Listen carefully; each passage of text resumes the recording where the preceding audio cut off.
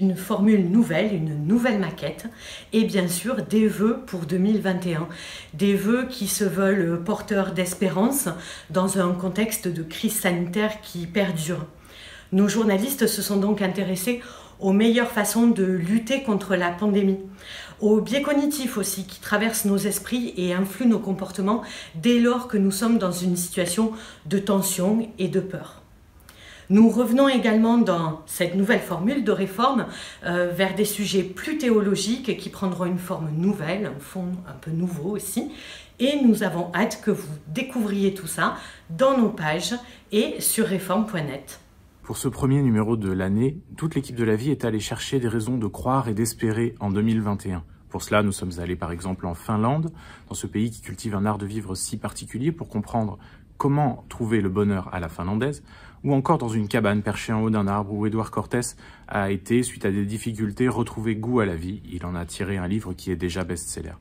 Nous avons aussi recueilli les confidences du dessinateur Sampé qui cultive un regard espiègle et léger sur la vie. Et nous avons voulu trouver dans l'actualité 21 bonnes nouvelles, 21 bonnes façons d'aborder cette année 2021. Tout cela constitue en somme un numéro en forme de carte de vœux que nous vous invitons à retrouver cette semaine dans l'hebdomadaire La Vie. Alors que l'irruption de manifestants pro-Trump dans le Capitole a choqué le monde entier, notre couverture sur les défis internationaux de Joe Biden prend un relief tout particulier. Le président américain, qui doit prêter serment dans quelques jours, devra non seulement affronter les défis d'une scène internationale particulièrement tendue, mais aussi, chez lui, réconcilier une Amérique fracturée par la présidence de Trump. Une enquête passionnante qui nous mène de l'Europe jusque chez le géant chinois sur fond de lutte contre le réchauffement climatique. Enfin, n'oubliez pas notre belle rencontre bouleversante avec sœur Marie-Stella, grande amie de notre journal, dont nous soutenons le combat depuis de nombreuses années auprès des victimes du sida au Togo. Une manière, alors que nous luttons contre le Covid, de ne pas oublier d'autres souffrances ailleurs dans le monde. Bonne année. Cette semaine, dans France catholique, nous parlons de l'école confrontée au communautarisme et à l'islamisme, dont a été victime tragiquement l'enseignant Samuel Paty et qui font régner la peur parmi de nombreux professeurs. Le problème, c'est que les responsables politiques et médiatiques dans notre pays semblent impuissants à nommer le mal, à affronter la réalité. Et c'est pourquoi nous avons interrogé de nombreux enseignants qui tous nous disent l'importance de renouer avec l'enseignement et à oser parler notamment des racines chrétiennes de la France, de manière, nous dit notamment Jean-François Chemin, à faire de nouveau aimer la France.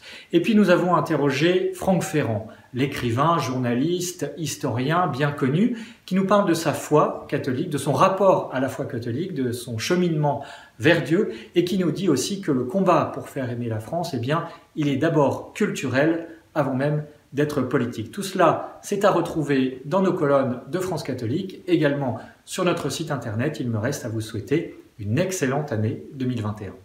Bonjour et bonne année à tous. Vous le savez, notre monde traverse une véritable crise de l'engagement. Et dans cette crise, eh bien, le mariage en particulier, qu'il soit religieux ou civil d'ailleurs, n'a plus vraiment la cote.